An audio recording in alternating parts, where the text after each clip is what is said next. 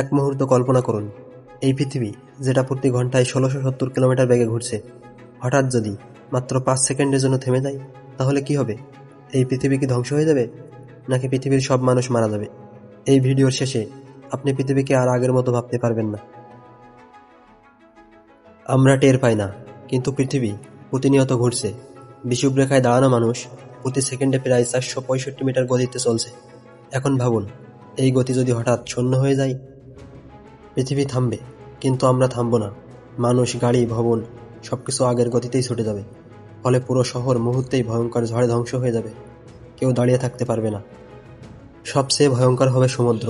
সমুদ্রের পানি থামবে না। গোটা পৃথিবী জুড়ে তৈরি হবে হাজার হাজার মিটার উঁচু সুনামি। উপকূলীয় সব শহর মুহূর্তেই পানির নিচে চলে যাবে।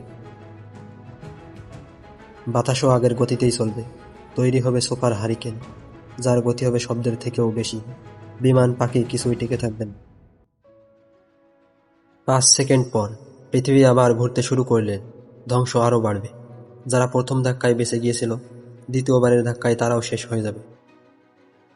ভাগ্য ভালো বিজ্ঞানের মতে এমনটা হওয়া প্রায় অসম্ভব, কারণ পৃথিবীর ঘূর্ণন নিয়ন্ত্রণ করে তার বিশাল ভর ও কেন্দ্রের শক্তি।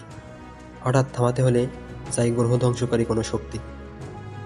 আমরা হয়তো ছোট, কিন্তু এই পৃথিবীর প্রতিটি নিয়ম নিখুঁত। ১ সেকেন্ডের পরিবর্তন পুরো মানব সভ্যতা শেষ করে দিতে পারে। ভিডিওটি ভালো লাগলে লাইক, কমেন্ট করুন এবং এমন রহস্যময় ও মজার বিষয় জানতে হলে চ্যানেলটি সাবস্ক্রাইব করে পাশে থাকুন।